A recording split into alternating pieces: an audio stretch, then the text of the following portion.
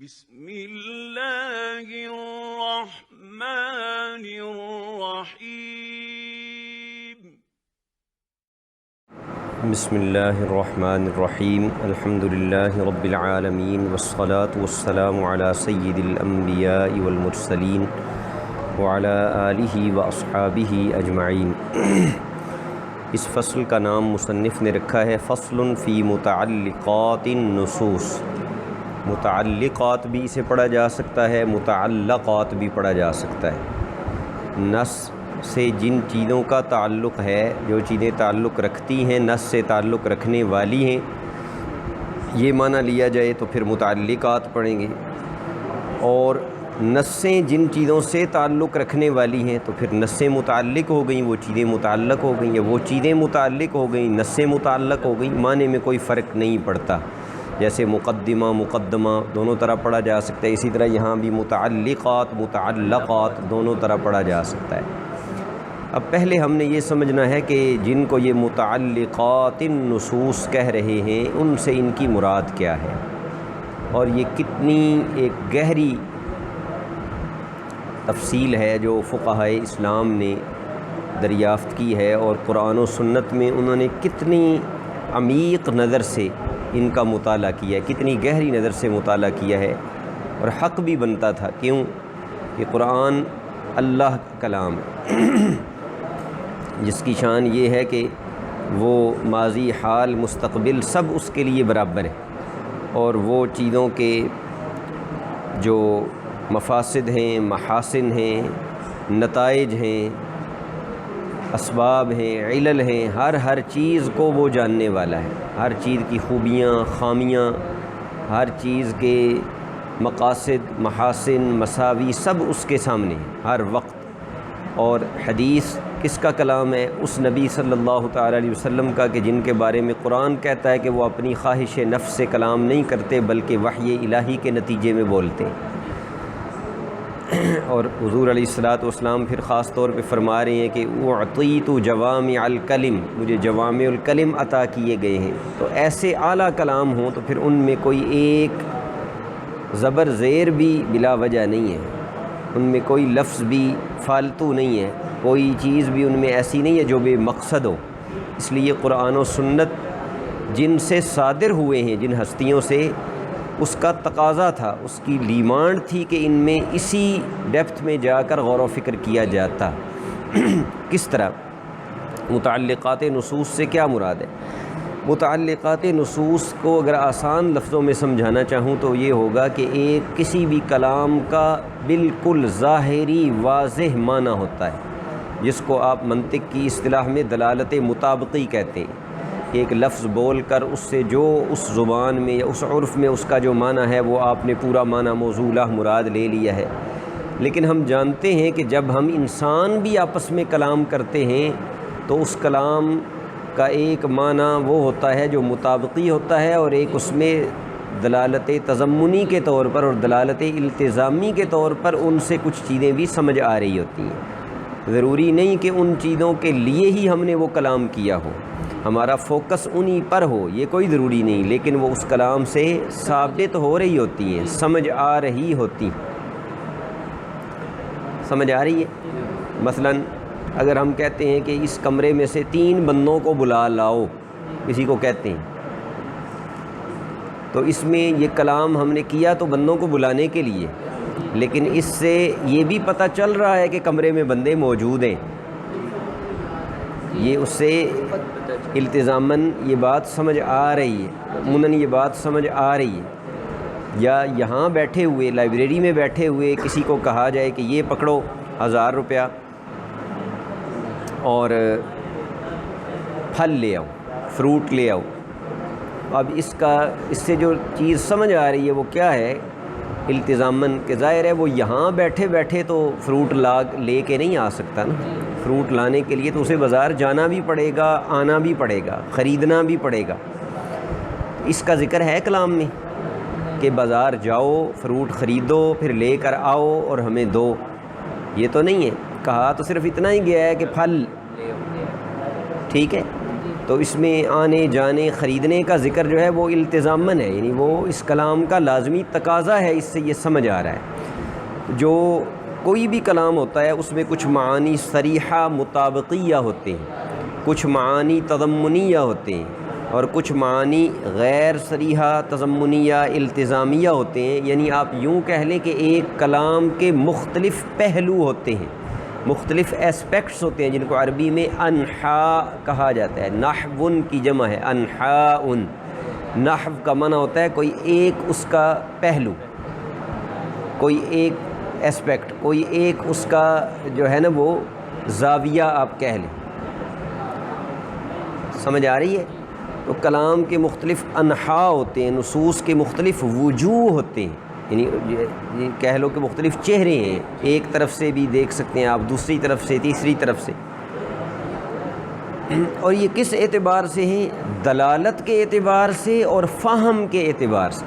آپ دیکھیں نا، جیسے ابھی مثال دی ہے، وہ نس کے کمرے میں سے 3 بندوں کو یا 4 بندوں کو بلا لو، اب اس کی جو دلالت بلانے پر ہے وہ اور طرح کی ہے۔ یہ الفاظ اس بات پر دلالت کر رہے ہیں کہ جو اس کا مخاطب ہے وہ بندوں کو بلا کر لائے، اور اس پر بھی دلالت کر رہے ہیں کہ کمرے میں بندے موجود ہیں، لیکن کیا دونوں پر اس کی دلالت برابر ہے؟ نہیں۔ اور کیا ان دونوں چیزوں کو ہمارا ذہن برابر سطح پہ سمجھ رہا ہے؟ نہیں۔ تو دلالت میں ڈیفرنس، فہم میں، انڈرسٹینڈنگ میں ڈیفرنس، ان سے وہ معنی اخذ کرنے میں، سمجھنے میں جو فرق ہے، اس اعتبار سے کسی بھی نص کے، کسی بھی ٹیکسٹ کے، کسی بھی عبارت کے، کلام کے کئی وجوہ ہو سکتے ہیں، کئی انحاء ہو سکتے ہیں، کئی پہلو ہو سکتے ہیں، کئی اینگل ہو سکتے ہیں۔ انہی کو یہ کہہ رہے ہیں متعلقات النصوص۔ اب ان میں ظاہر ہے کہ کسی بھی کلام سے جو چیز بالکل صراحتاً واضح طور پر ثابت ہو رہی ہے، اس میں قوت ہوگی، اس میں طاقت ہوگی، کیونکہ وہ اس کلام میں فوکس ہی اسی پر کیا جا رہا ہے۔ لیکن جو اس سے تضمناً یا التزاماً ثابت ہو رہی ہے، اس میں ضعف ہوگا، اس میں کمزوری ہوگی۔ تو آپ یوں بھی کہہ سکتے ہیں کہ باعتبار قوت اور ضعف کے، باعتبار قطعیت اور ظنیت کے، یا باعتبار دلالت اور فہم کے، باعتبار صراحت کے اور ضمن اور لزوم کے، یہ اقسام بن جاتی ہیں کہ ایک ہی نص سے مجتہد کا ذہن، عالم کا ذہن کس سطح پر مختلف چیزیں سمجھتا ہے اور ڈرائیو کرتا ہے۔ اور یہ قرآن کریم کی اور سنت کی جامعیت والا پہلو بھی اس میں ہے، ان کی جو کمپریہنسونیس ہے وہ بھی اس سے ظاہر ہو رہی ہے۔ کہ آپ شروع میں سنا تھا آپ نے کہ 500 کے لگ بھگ آیات ہیں، صرف آیات احکام، احادیث بھی 4000 5000 کے لگ بھگ ہیں جن میں احکام بیان ہوئے ہیں۔ تو پھر اتنی تھوڑی سی جو نصوص ہیں وہ قیامت تک آنے والی دنیا کی رہنمائی کر رہی ہیں، تو پھر ان کا کمپریہنسو ہونا بنتا ہے، لازمی تقاضا ہے کہ ان میں جو ہے نا وہ اتنی گہرائی ہو اور اتنی جامعیت ہو کہ وہ ہر مسئلے کا حل بتائیں۔ تو وہ ہر مسئلہ ظاہر ہے کہ منصوص اس طرح یعنی کہ صریح طور پر تو ثابت اس سے نہیں ہو سکتا۔ یہ ہے اس فصل کی تمہید اور اس کا پس منظر۔ اب فرماتے ہیں کہ ہماری مراد متعلقات نصوص سے عبارت النص، اشارت النص، دلالت النص اور اقتضاء النص، یعنی یہ 4 سٹیپ ہیں۔ کسی بھی نص سے، کسی بھی ٹیکسٹ سے چیزوں کو اخذ کرنے کے یہ 4 مرحلے ہیں، یعنی یہ سطح ہیں۔ ایک سطح بالکل اوپر والی ہے، پھر ایک اس سے نیچے، اس سے نیچے، اس سے نیچے۔ اب اس میں یہ پہلے 2 کو لیں گے، پھر اگلی 2 کو لیں گے۔ پہلے یہ عبارت النص اور اشارت النص کو لے رہے ہیں، ان کی تعریف کریں گے اور پھر ان کی مثالیں دے کر واضح کریں گے کہ عبارت النص اور اشارت النص میں کیا فرق۔ عبارت النص کے بارے میں کہا ہے ما سیق الکلام لأجلہ وارید بہ قصدا۔ عبارت النص وہ ہے جس کے لیے کلام کو چلایا گیا اور جس کا قصداً ارادہ کیا گیا، یعنی جس کو انٹینشنلی اس سے بالارادہ بالقصد اس سے مراد لیا گیا ہے، وہ ہے عبارت النص۔ اور اشارۃ النص کیا ہے؟ جو نص کی نظم سے، نظم اور لفظ میں فرق آپ کو ابتدا میں بتایا تھا کہ ادباً علماء جو ہیں وہ قرآن اور سنت کے لیے لفظ نہیں استعمال کرتے، نظم استعمال کرتے ہیں۔ نظم کا معنی موتیوں کو پرونا ہوتا ہے اور لفظ کا معنی منہ سے کوئی چیز پھینکنا ہوتا ہے۔ نظم سے مراد بھی یہاں الفاظ ہیں، یعنی نص کی جو نظم ہے اس سے جو چیز ثابت ہو من غیر زیادت، اس کو ثابت کرنے کے لیے کوئی اضافہ نہ کرنا پڑے۔ اضافے کا مطلب ہے کوئی عبارت مقدر نہیں نکالنی پڑتی ہے۔ ہم یہ نہیں کہہ سکتے کہ یہاں یہ الفاظ مقدر ہیں اور ان مقدر الفاظ کی روح سے ان کا یہ معنی بنتا ہے، یہ نہیں، کوئی زیادتی ہمیں نہیں کرنی پڑی۔ بعین ہی، خود وہی نص جو ہے اسی کے الفاظ سے وہ سمجھ آ رہا ہے، لیکن وہو غیر ظاہر من کل وجہ، نہ تو وہ ہر اعتبار سے ظاہر ہے، ولا سیق الکلام لاجلہ، اور نہ کلام اس کے لیے چلایا گیا۔ سمجھ وہ نص سے آ رہا ہے بغیر ایڈ کیے کوئی چیز، کوئی چیز بھی ہم نے نص میں ایڈ نہیں کی، کسی چیز کا اضافہ نہیں کیا، وہ سمجھ آ گیا، لیکن نہ وہ من کل الوجوہ، ہر اعتبار سے ظاہر تھا، اور نہ ہی نص کو اس کے لیے چلایا گیا تھا۔ جو حکم نص سے اس سطح پر ثابت ہوگا اس کو کہیں گے کہ یہ اشارۃ النص سے ثابت ہے۔ سمجھ آ رہی ہے بات؟ تو عبارت النص اور اشارت النص، ان دونوں میں فرق کیا ہوا پھر؟ کہ عبارت النص میں دو چیزیں ہیں، کلام چلایا ہی اس کے لیے گیا ہے، اور وہ قصداً مقصود ہے، یعنی ایسا نہیں ہے کہ مقصود وہ تو نہیں تھا، مقصود تو کچھ اور تھا لیکن یہ بھی ثابت ہو گیا، نہیں، اسی کا ارادہ رکھ کر متکلم نے وہ کلام کیا ہے، متکلم سے وہ کلام اسی چیز کے لیے صادر ہوا ہے، اسی کے ارادے سے صادر ہوا ہے، یہ ہوگا عبارت النص۔ اور جو نص کی نظم سے ثابت ہوا ہے، یعنی اس کے وہ حکم جو نص کی نظم سے ثابت ہوا ہے،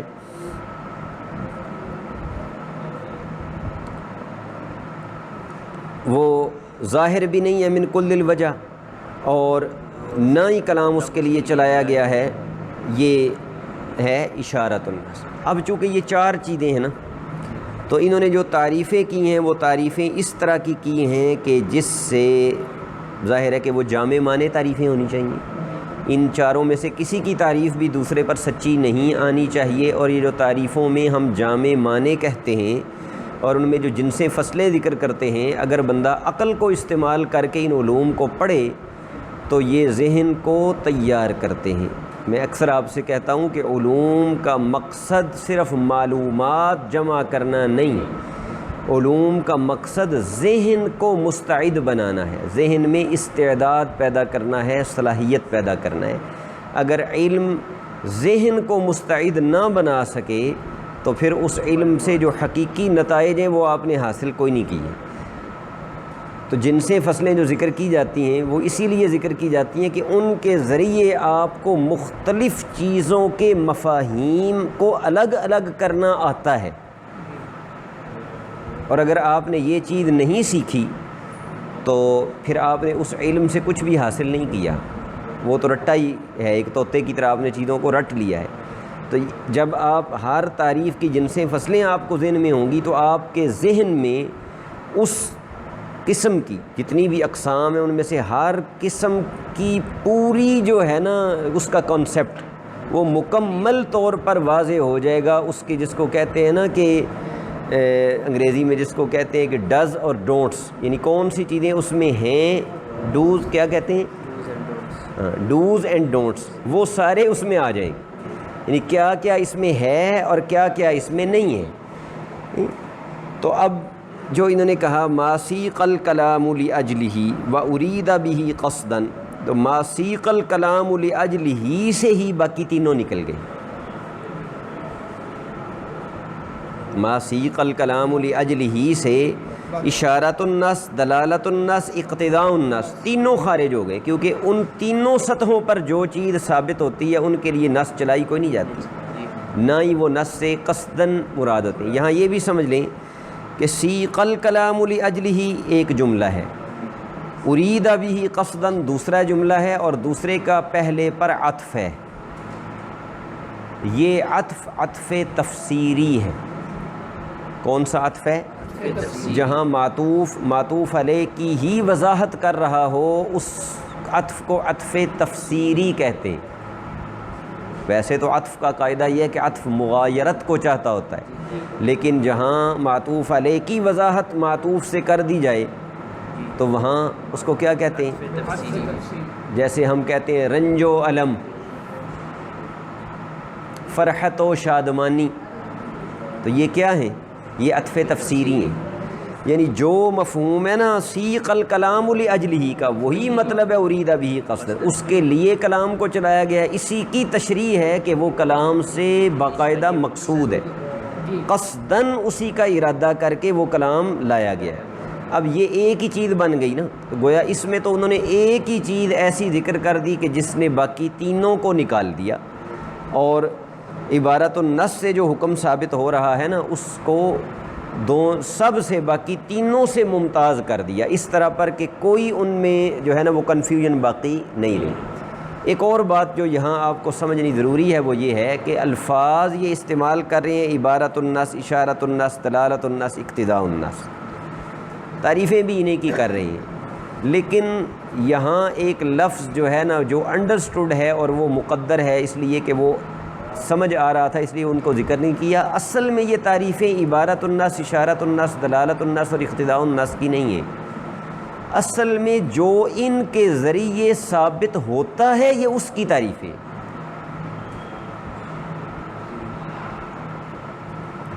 یعنی عبارت النص جو ہے وہ تو ایک سٹیٹ ہے، وہ تو ایک حالت ہے یا وہ ایک سطح ہے،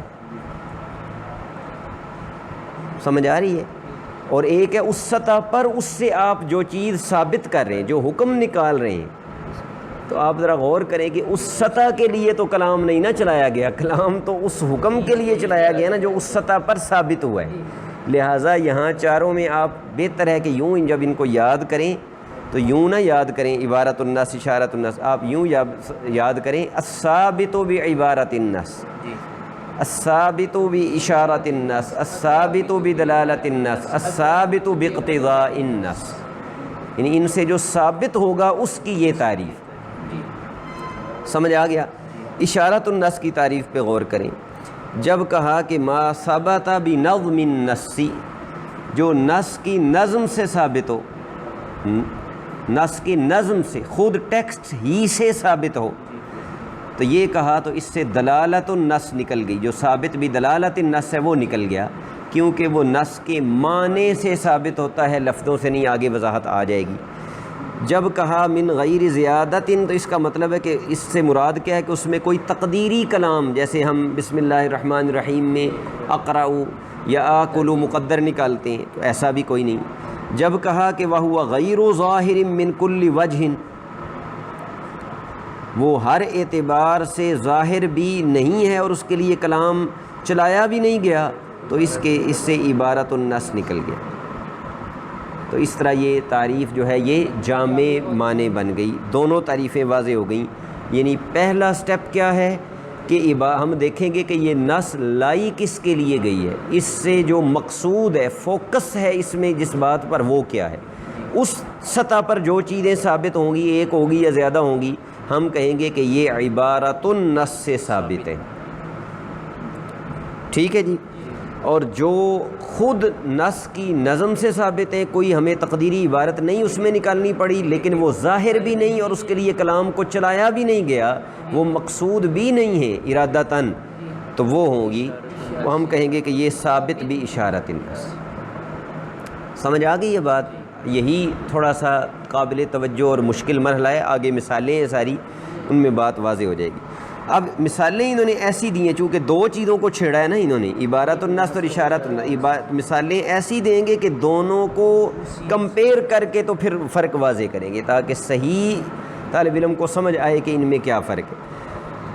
اللہ تعالیٰ نے جو زکوٰۃ اور صدقات کے مصارف ہے نا، کہ زکوٰۃ اور صدقات کہاں خرچ کی جائے، کن کو دی جائے، کون ڈیزرو کرتے ہیں ان کے لیے، ان کو قرآن کریم میں بیان کیا ہے۔ انما الصدقات نہیں، یہ وہ نہیں ہے، یہ اور ہے۔ یہ ہے للفقراء المہاجرین الذین اخرجوا من دیارہم واموالہم، یہ غنیمت کی بات ہو رہی ہے، مال غنیمت کی بات ہو رہی ہے۔ صدقات والی وہ آیت اور ہے انما الصدقات للفقراء والمساکین والعاملین علیہا، وہ الگ ہے۔ یہ آیت وہ ہے جس میں مال غنیمت کے بارے میں یہ بیان کیا گیا کہ اس کے مستحق کون ہے، تو کہا کہ یہ ان فقراء مہاجرین کے لیے ہے جن کو ان کے گھروں سے نکال دیا گیا۔ مال غنیمت کے مستحق وہ فقراء مہاجرین ہیں، یعنی مکے سے جو اپنا سب کچھ چھوڑ چھاڑ کے آ گئے ہیں یہاں پر، جن کو نکالا گیا ظلماً اپنے گھروں سے اور اپنے وطن سے، یہ مال غنیمت ان کے لیے ہے۔ للفقراء، لام کس کے لیے آتا ہے؟ استحقاق کے لیے یہاں آیا ہوا، تملیک کے لیے بھی آتا ہے لیکن یہاں استحقاق کے لیے کہ وہ مستحق ہے۔ اچھا، اب اس آیت پر اگر ہم نے غور کیا تو ہم نے دیکھا کہ یہ آیت لائی کس کے لیے گئی ہے، اس میں قصداً کون سا معنی مراد لیا گیا ہے، تو وہ ہے استحقاق غنیمت۔ اس میں اس آیت کو اصل میں تو لایا اس لیے گیا ہے کہ یہ بتایا جائے کہ غنیمت کے مستحق کون لوگ ہیں، تو وہ بتا دیا گیا کہ فقراء مہاجرین ہیں۔ تو اس میں تو یہ ہو گئی نص، یعنی یہ جو مسئلہ اس سے ثابت ہوا، کیا مسئلہ؟ کہ غنیمت کے مستحق فقراء مہاجرین ہیں۔ یہ مسئلہ جو ثابت ہوا ہے اس کو کہیں گے الثابت بعبارۃ النص، ٹھیک ہے؟ لیکن اگر ہم اس میں غور کریں تو بغیر کسی لفظ کا اضافہ کیے، بغیر کوئی چیز مقدر نکالے، ایک چیز اس میں سے سمجھ آ رہی ہے، وہ کیا؟ کہ اللہ تعالیٰ ان لوگوں کو جو مکہ چھوڑ کے مدینہ آ گئے تھے نا مہاجرین، ان کو فقراء کہہ رہا ہے، فقراء۔ اور فقیر اسے کہتے ہیں کہ جس کے ملک میں کچھ نہ ہو، جس کے ملک میں کچھ نہ ہو، فقیر وہی ہوتا ہے۔ اب یہ لوگ جب مکہ سے آئے تھے تو ان کے وہاں مکان بھی تھے، جائیدادیں بھی تھیں، روپیہ پیسہ بھی تھا، باغات تھے، زمینیں تھیں، جو یہ مکہ میں چھوڑ کے آئے۔ تو کسی بندے کا ایک شہر میں یہ سب کچھ ہو اور وہ بندہ اس شہر سے دوسرے شہر میں چلا جائے، تو کیا دوسرے شہر میں جانے کی وجہ سے وہ چیزیں اس کی ملکیت سے نکل جاتی ہیں؟ لیکن یہاں ان کو فقراء کہا گیا ہے، اور فقیر وہ ہوتا ہے جس کے ملک میں کچھ بھی نہ ہو۔ اس سے ایک اور بات ثابت ہوئی، اب یہ اگلی سطح ہے نا، یہ پہلے درجے میں نہیں ہے یہ چیز ثابت ہو رہی، اگلے درجے میں جا کر ثابت ہوئی۔ کیا؟ اس سے یہ اشارتاً یہ ثابت ہوا کہ جب دار الحرب میں مسلمان اپنی کوئی جائیداد چھوڑ کر یا چیز چھوڑ کے چلا جائے ہجرت کر کے، اور حربی کافر اس پر قبضہ کر لیں، تو وہ اس کی ملک سے نکل جاتی ہے اور ان کی ملک میں چلی جاتی ہے۔ یہ چیز اس سے ثابت ہو رہی ہے کہ استیلاء، قبضہ کر لینا کافر کا مسلمان کے مال پر، یہ سبب ہے کس چیز کا؟ لثبوت الملک للکافر، کے کافر کے لیے اس کا ملک ثابت ہو جاتا ہے، اور وہ چیز اس مسلمان کے ملک سے نکل جاتی ہے، کیونکہ اگر وہ اس کے ملک سے نکلی نہ ہوتی تو اللہ ان کو فقراء کیوں کہتا؟ اگر اموال مسلمانوں کی ملک پر باقی ہوتے تو لا یثبت فقرہم، پھر ان کا فقر تو ثابت نہ ہوتا۔ اب یہ جو مسئلہ ہے، کیا یہ آیت اس مسئلے کے لیے لائی گئی ہے؟ نہیں لائی گئی۔ اور کیا یہ بالکل ظاہر طور پر سمجھ آ رہا ہے؟ آپ نے جب تک یہ سبق نہیں پڑھا تھا تو آپ کو پتہ تھا کہ اس سے یہ مسئلہ ثابت ہوگا؟ تو یہ ظاہر طور پر بھی ثابت نہیں ہو رہا، اس کے لیے غور و فکر چاہیے، اور پھر اس کے لیے کلام چلایا بھی نہیں گیا۔ سمجھ آ رہی ہے نا؟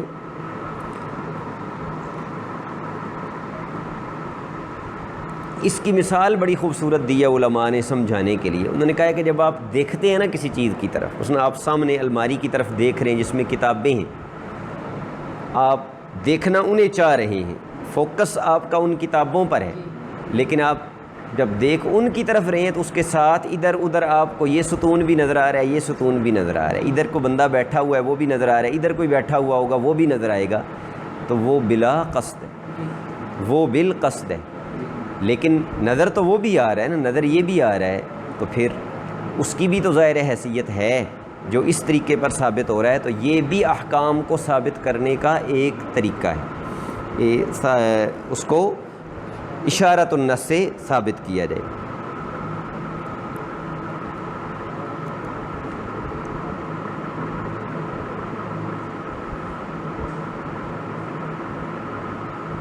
امام شافعی یہاں فرماتے ہیں کہ یہ مجاز ہے، وہ کہتے ہیں کہ ان کو فقیر مجازن کہا گیا ہے، اور ہماری طرف سے جواب کیا ہے کہ جب تک حقیقت پر عمل کرنا ممکن ہو مجاز کی طرف رجوع نہیں ہو سکتا، لہٰذا ہم تو اپنے قاعدے پہ ہی رہیں گے کہ یہاں حقیقی معنی مراد لینا ممکن ہے، حقیقتاً ان کو فقیر کہنا ممکن ہے، ماننا ممکن ہے، لہٰذا مجاز کی طرف رجوع کرنے کی ہمیں کوئی ضرورت نہیں۔ وَيُخَرَّجُ مِنْهُ، اب اس کا طریقہ ہے کہ جب ایک بنیادی مسئلہ ثابت ہو جاتا ہے تو پھر کانسیکوینٹلی اس سے جتنی چیزیں ثابت ہو جاتی ہیں بطور نتیجہ ان سب کا ذکر کرتے ہیں، کہتے ہیں اس سے پھر یہ حکم بھی نکل آئے گا کہ مسئلہ استیلاء والا، مسئلہ استیلاء والا کا کیا مطلب ہے کہ جب مسلمان وہاں سے نکل آئے، مسلمان وہاں سے نکل آئے، کافروں نے ان کے مال پہ قبضہ کر لیا، اب کافر کی چونکہ وہ ملک بن گئی ہے تو کافر اس کو آگے بیچنا چاہے بیچ سکتا ہے، کافر سے جو کوئی خریدے گا اس کا خریدنا بھی درست ہوگا، وہ اس کا مالک بن جائے گا۔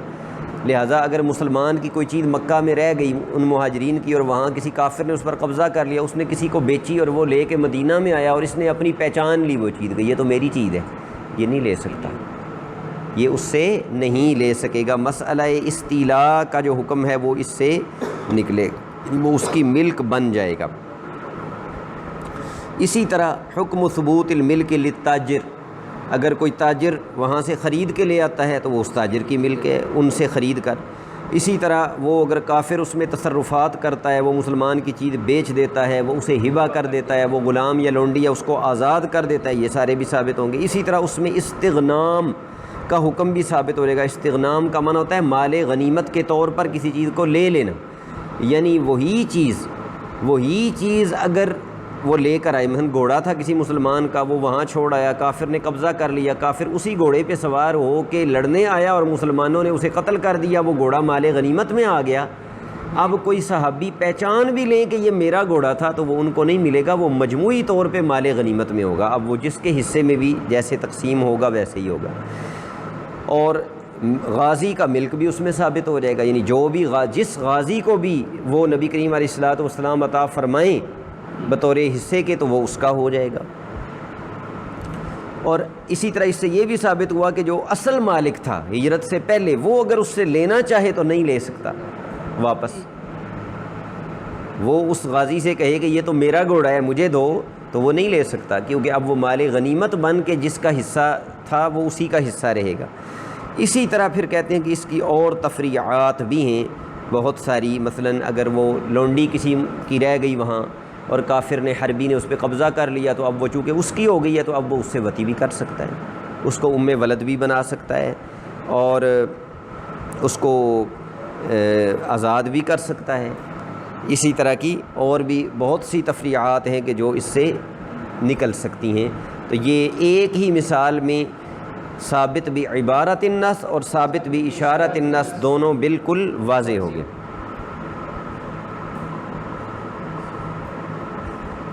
دوسری مثال احل لکم لیلۃ الصیام الرفث، یہاں سے لے کر ثم اتموا الصیام الی اللیل، روزے کا حکم اس میں بیان کیا جا رہا ہے۔ ابتدا میں مسلمانوں کو رمضان کی راتوں میں بھی بیویوں کے پاس جانے کی اجازت نہیں تھی، جماع رمضان کی راتوں میں بھی ممنوع تھا۔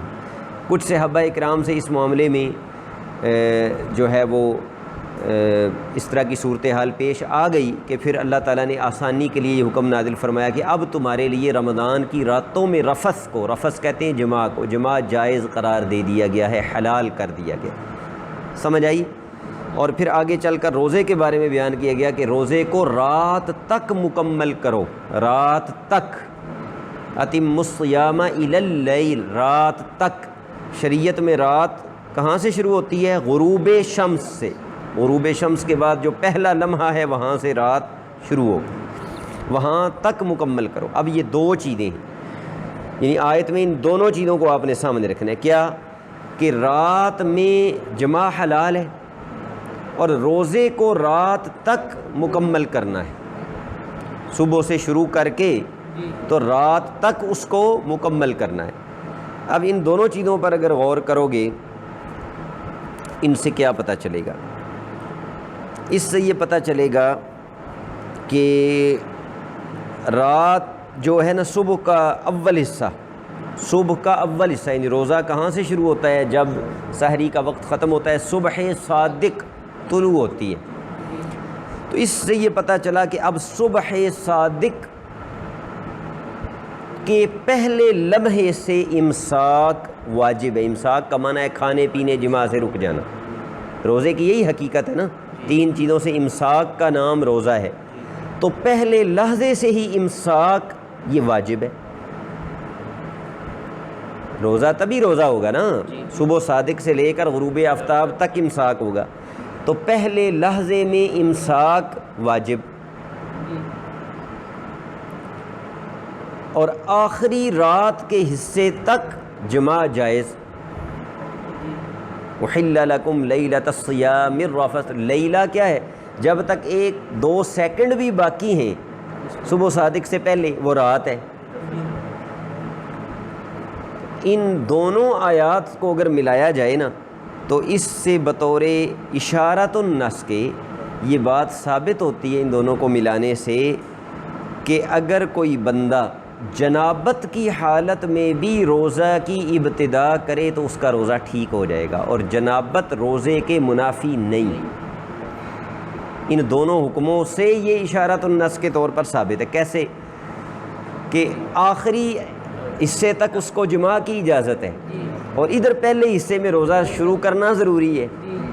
تو اللہ تعالیٰ کوئی ایسا حکم، 2 ایسے حکم تو نہیں دے سکتا کہ جس میں ایک حکم پر عمل دوسرے حکم پر عمل میں رکاوٹ بن جائے، ایسا تو ہو نہیں سکتا۔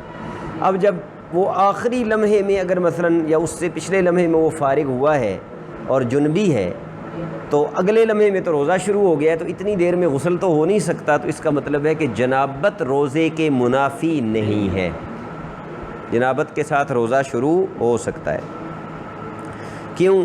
اس لیے کہ ان آیات کا لازمی تقاضا ہے کہ صبح تک مباشرت حلال ہے، یہ بھی ان کا لازمی اس آیت کا تقاضا ہے۔ احل لکم لیلۃ الصیام الرفث، کہ صبح تک مطلب صبح سے پچھلے لمحے تک مباشرت حلال ہے، اور اس سے یہ بھی پتہ چلتا ہے کہ اگلے لمحے میں امساک فرض ہے۔ جب صبح صادق ہو گئی تو پھر پہلی جز دن کی جو ہے نا وہ وجود جنابت کے ساتھ پائی گئی، حالانکہ امساک اس جز میں روزہ ہے جس کا بندے کو، جس امساک کو مکمل کرنے کا بندے کو حکم دیا گیا، وہ امساک جس جز میں شروع ہو رہا ہے اسی جز میں جنابت ہے، اور اس سے بالکل پچھلی متصل جز تک مباشرت حلال ہے۔ تو اس لیے یہ لازمی تقاضا ہوگا کہ جنابت منافی صوم نہیں، جنابت منافی صوم نہیں۔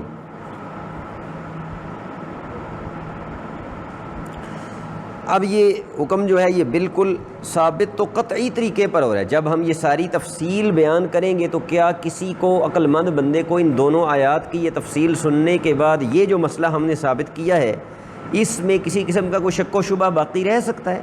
لہذا جو ثابت ہوا ہے یہاں وہ ہے تو قطعی، لیکن ہے اس میں تھوڑا سا غموض۔ غموض کا معنی ہے کہ اس میں تھوڑی پیچیدگی ہے، غور و فکر کا وہ متقاضی ہے، بالکل واضح طور پر وہ ثابت نہیں ہو سکتا۔ اسی سے یہ بھی پتہ چلا کہ مضمضہ اور استنشاق بقائے صوم کے منافی نہیں ہے۔ کیوں؟ کیسے پتہ چلا؟ کہ جب وہ بندہ روزے کی ابتدا میں حالت جنابت میں ہے تو فجر کی نماز کے لیے وہ غسل کرے گا، کوئی نہیں کرے گا، اور غسل میں مضمضہ اور استنشاق ہمارے نزدیک فرض ہیں۔ ہمارے نزدیک غسل کے 3 فرائض ہیں نا، ان میں مضمضہ، استنشاق اور پورے بدن پہ پانی بہانا۔ تو مضمضہ اور استنشاق اس کا مطلب ہے کہ پھر وہ روزہ بند ہونے کے بعد، سحری بند ہونے کے بعد وہ کرے گا نا، اس وقت اس کا روزہ بھی ہے۔ تو پھر اس کا مطلب یہ ہوا کہ مضمضہ اور استنشاق کرنے سے بھی روزہ باقی رہتا ہے، یہ روزے کی بقا کے منافی نہیں۔ البتہ یہ ہے کہ یہاں ان میں مبالغہ نہیں کرے گا، یعنی وہ جس طرح عام غسل میں غرارہ کیا جاتا ہے نا، گلے کے آخری کونے تک پانی پہنچایا جاتا ہے، اس طرح نہیں کرے گا، اور ناک میں بھی پانی چڑھانے میں احتیاط کرے گا، اور روزہ کھل جانے کے بعد پھر وہ مضمضہ اور استنشاق پورے اہتمام کے ساتھ کرے گا۔ تو یہ دوسری چیز ثابت ہو گئی اس سے کہ بقائے صوم کے منافی نہیں ہیں مزمزہ اور استنشاق۔ اسی سے پھر یہ بھی چیز متفرع ہو گئی کہ جو بندہ کوئی چیز چکھے اس طرح کے زبان پر رکھے اور باہر پھینک دے، گلے سے نیچے نہ اتارے، تو اس سے بھی روزہ فاسد نہیں ہوگا۔ یہ بھی اس سے ثابت ہو، ٹھیک ہے، کیونکہ اگر پانی نمکین ہو، جن علاقوں میں پانی نمکین ہے، تو وہاں کے بندے بھی تو مزمزہ استنشاق کریں گے نا، تو ان کو پانی کی کڑواہٹ معلوم ہوگی یا کوئی نہیں ہوگی، اس کے باوجود روزہ نہیں ٹوٹا۔ پھر اس کا مطلب ہے کہ کسی اور چیز کا ٹیسٹ بھی اگر بندہ لے زبان پہ رکھ کے اور کھائے نہ، اسے گلے سے نیچے نہ اتارے یا اس کے ذرات نیچے نہ جائیں، تو پھر کیا ہوگا؟ روزہ نہیں ٹوٹے گا، یعنی یہ چیز بھی روزے کے منافی نہیں ہے۔ اسی سے یہ بھی پتہ چل گیا کہ روزے کی حالت میں اگر احتلام ہو جائے، یعنی سوتے ہوئے انزال ہو جائے، تو اس سے بھی روزے کو کوئی فرق نہیں پڑتا۔ روزے کی حالت میں اگر احتجام کا معنی ہوتا ہے حجامہ کرانا، پچھنے لگوائے جاتے ہیں، جو فاسد خون نکلوایا جاتا ہے، حجامہ جسے کہتے ہیں، وہ کرے، یا اسی طرح بندہ سر پہ یا بدن پہ تیل کی مالش کرتا ہے اور وہ تیل جذب ہو جاتا ہے، تو اس سے بھی کوئی فرق نہیں پڑتا، اس لیے کہ کتاب نے، یعنی کتاب اللہ نے امساک، وہ امساک جو لازم ہے، وہ ان تین چیزوں سے رک جانے کے واسطے سے، وہ امساک جو لازم ہے، اور ان تین چیزوں کون سی؟ کھانا پینا جماع، ان تین چیزوں کے رک جانے سے جو امساک لازم آتا ہے اول صبح میں، اس کو شریعت نے صوم قرار دیا ہے۔ یہ جملہ بڑا لمبا ہے، اس کی ترکیب پہ ذرا غور کر لیں۔ لأن الكتاب لما سمى الإمساك اللازم بواسطة الانتهاء عن الأشياء الثلاثة المذكورة في أول الصبح صوما مفعول ثانی ہے سما کا، سما، اور پہلا سارا یہ 1.5 لائن جو ہے یہ سما کا مفعول اول ہے، یعنی گویا مختصر کریں تو سم الامساک صوما، سم الامساک صوما، کتاب اللہ نے امساک کو روزہ کہا ہے۔ کون سا امساک؟ جو اول صبح میں تین چیزوں سے رک جانے سے لازم آ رہا ہے، پیدا ہو رہا ہے، اس کو شریعت نے جب صوم کہا ہے، تو اس سے یہ بھی معلوم ہو گیا کہ رکن صوم ان تین چیزوں کے رک جانے سے مکمل ہو جاتا ہے، ان کے علاوہ کوئی روزے کا رکن نہیں۔ جب یہ تین چیزیں ہی روزے کا رکن ہے، تو اس کا مطلب ہے کوئی چوتھی چیز، کسی چوتھی چیز سے رکنا روزے کا رکن نہیں۔ تو پھر بندے کو اس بات سے رکنے کا پابند بنا لیا جائے کہ اس کو روزے کی حالت میں احترام نہیں ہونا چاہیے، یہ ایک ایسی پابندی ہے کہ جو اللہ نے نہیں لگائی۔ احتجام پر اس کو پابند کر دیا کہ تم نے حجامہ نہیں کروانا، یہ بھی ایک ایسی چیز سے رکنا ہے کہ جس سے رکنا اللہ نے روزے کا رکن نہیں بنایا۔ سمجھ آئی؟ اسی طرح سرما لگانا، اسی طرح مسواک کرنا، اسی طرح تیل کی مالش کرنا، یہ سارے کام بھی وہ ہیں کہ جن سے رکنے کو اللہ نے روزے کا رکن نہیں بنایا، تو ہم بھی ان کو روزے کا رکن نہیں بنائیں۔ وَعَلَى هَذَا يُخَرَّجُ الْحُكْمُ فِي مَسْأَلَةِ التَّبْیِیت، کہتے ہیں کہ اسی سے ایک اور بڑا اہم مسئلہ نکالا جائے گا، اور وہ ہے مسئلہ تبییت۔ مسئلہ تبییت سے کیا مراد ہے؟ بیت یبیت تبییتا، یہ بات جو آپ نے افعال ناقصہ میں پڑھا ہے، رات گزارنا، ان سے باب تفعیل ہے۔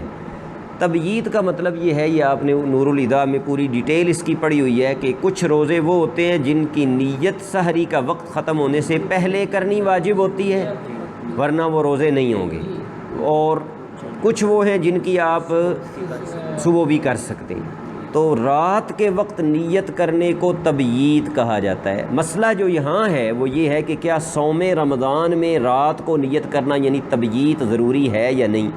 امام شافعی کے نزدیک ضروری ہے، شرط ہے۔ ان کی دلیل حدیث شریف ہے، لا صیام لمن لم ینو الصیام من اللیل، اس کا کوئی روزہ نہیں جس نے رات سے روزے کی نیت نہیں کی۔ اس حدیث کو امام شافعی اپنی دلیل بناتے ہیں۔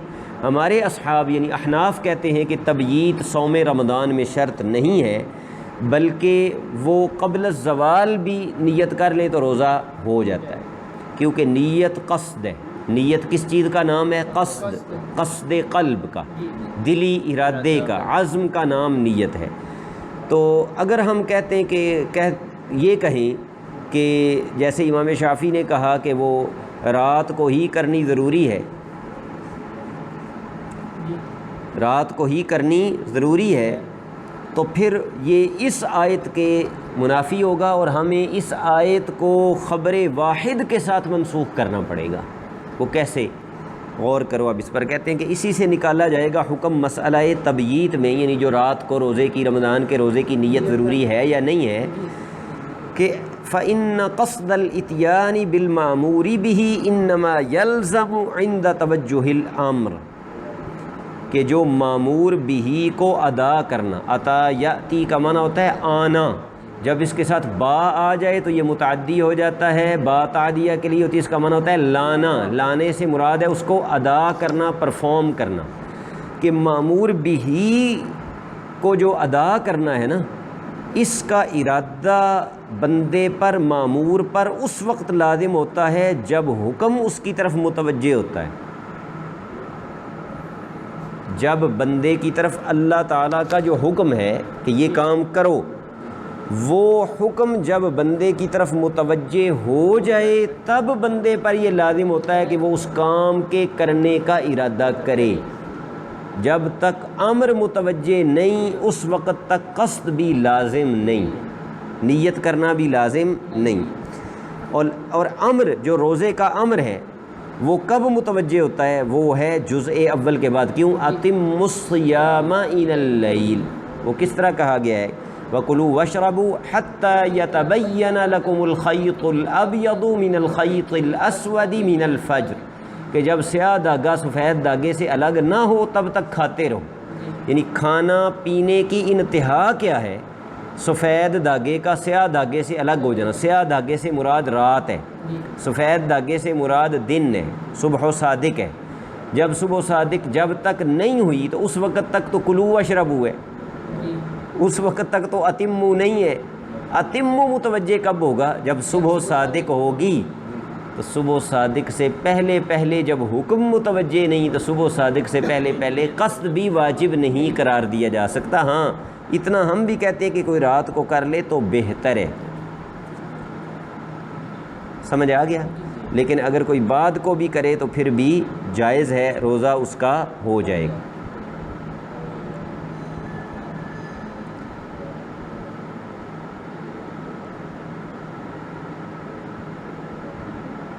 اب جو نبی کریم علیہ الصلوۃ والسلام کا فرمان ہے نا کہ لا صیام لمن لم ینوی الصیام من اللیل، اور یہ آیہ مبارکہ ہے اتم الصیام الی اللیل، ان کی تھوڑی سی مزید تفصیل سمجھ لیں تاکہ یہ مسئلہ بالکل واضح ہو جائے. کہ یہ جو کہا گیا ہے نا ثم اتم الصیام الی اللیل اور لا صیام لمن لم ینوی الصیام من اللیل، اس پوری بحث کا محصول یہ ہے کہ نیت لغت میں کہتے ہیں قصد کو. کس چیز کا قصد؟ معمور بھی کا. یہاں جو قصد مراد ہے وہ ہے معمور بھی کی ادائیگی کا قصد، اور یہ اسی وقت ہوگا جب طلب پائی جائے گی اور خطاب پایا جائے گا. معمور بھی کی طلب جب متوجہ ہوگی بندے کی طرف تو پھر اس پر قصد لازم ہوگا. لہٰذا نیت کا تقدم یہ کوئی لازم نہیں کہ معمور بھی کا کی طلب کے پائے جانے سے پہلے نیت لازم ہو جائے، ایسا نہیں ہے. اتم الصیام الی اللیل میں تھوڑا سا غور کر لیں. اتم اتمام سے بنا ہے، مطلب ہے کہ تم روزے کا اتمام کرو. اتمام کسی چیز کو مکمل کب کیا جاتا ہے؟ جب پہلے شروع کیا جائے. مکمل کرنے سے پہلے کیا ہوتا ہے؟ شروع کرنا.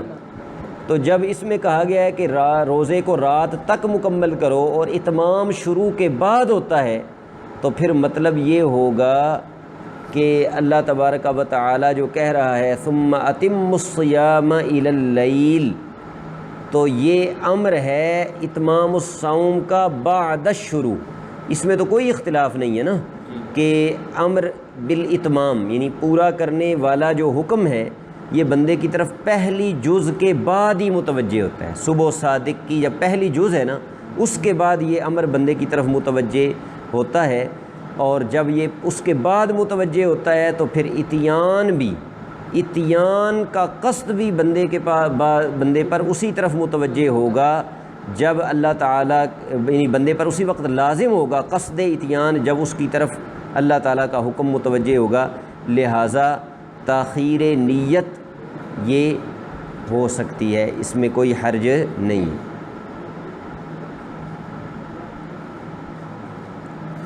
اس کو ایک اور طریقے سے بھی سمجھ سکتے ہو، یعنی امام شافعی کی طرف سے اس کو اعتراض بھی بنا سکتے ہو اور اس کا جواب بھی بنا سکتے ہو تاکہ بات واضح ہو جائے. امام شافعی یہ کہتے ہیں کہ آیت اور حدیث میں تو کوئی تعارض ہی نہیں. تم کہتے ہو کہ یہ آیت حدیث جو ہے یہ آیت کے منافی ہے اور اس کے ذریعے آیت کو منسوخ کرنا پڑے گا. ہم بیان کرتے ہیں کہ کوئی ان میں منافات ہی نہیں. آیت اور چیز ڈسکس کر رہی ہے، حدیث اور چیز. آیت اتمام بتا رہی ہے، حدیث ابتدا بتا رہی ہے. حدیث تو یہ کہہ رہی ہے نا کہ جس نے نیت شروع میں نہیں کی رات کو اس کا روزہ نہیں ہے، اور آیت کہہ رہی ہے کہ اس کو رات تک مکمل کرو. پھر آیت کا مفاد اور ہے، آیت سے جس چیز کا فائدہ ہو رہا ہے وہ اور ہے، حدیث کا مفاد اور ہے. ہم کہتے ہیں نہیں، غور کریں جناب، اس پہ غور کریں گے تو آپ کو پتہ چلے گا کہ جو اتم الصیام عید اللیل ہے، اگرچہ بظاہر یہ اتمام کا حکم ہے، اتمو صورتاً تو اتمام کا حکم ہے، لیکن واقع میں یہ شروع کا حکم ہے، کیونکہ کوئی بھی چیز شروع کے بغیر تو تام نہیں نہ ہو سکتی، شروع کے بغیر تام نہیں ہو سکتی. اور شروع اور چیز ہوتی ہے، اتمام اور چیز ہوتا ہے. تو لہٰذا اس میں امر بالشروع بھی ہے، جہاں امر بالاتمام ہے وہیں اس آیت میں امر بالشروع بھی ہے. اور ظاہر ہے کہ امر بالشروع امر بالاتمام پر مقدم ہے، پہلے امر بالشروع ہے پھر امر بالاتمام ہے. یعنی اتمام کا یہ مطلب نہیں کہ صرف وہاں تک مطلب ہے یہاں سے لے کر وہاں تک روزہ رکھو، یہ گویا آیت کا حکم ہے. تو جب امر پایا گیا امر بالشروع تو پھر اس کا مطلب ہے کہ اس بندے کو پھر شروع میں بھی دیکھنا پڑے گا کہ شروع کرنا کب لازم آ رہا ہے. تو شروع کرنا تو لازم آ رہا ہے وہ صادق. اگر آپ کہیں کہ نیت رات کو واجب ہے تو پھر تو آپ یا تو یہ مانیں کہ روزہ شروع کرنا بھی رات کو واجب ہے، یعنی امر بالشروع بھی پھر رات کو ہے، کیونکہ یہ تو بات طے ہے نا کہ جب نس متوجہ ہوگی تو اتیان واجب، اور اتیان واجب ہوگا تو قصد واجب. اب بات واضح ہو گئی ہے نا کہ جہاں امر بالاتمام ہے وہاں امر بالشروع بھی ہے. اور امر بالشروع کب متوجہ ہوتا ہے؟ صبح صادق کے وقت. تو نیت بھی اسی وقت واجب ہوگی، اس سے پہلے واجب نہیں ہوگی. ہاں اگر کوئی اس سے پہلے استحباباً کرے ٹھیک ہے، مستحب ہے. یہاں تک ہم نے عبارت النص اور اشارت النص کی تعریفیں بھی پڑھ لیں اور ان کی مثالیں بھی اچھی طرح دیکھ لی ہیں کہ کس طرح ایک ہی نص سے یہ مختلف چیزیں مختلف سطحوں پر ثابت ہوتی ہیں.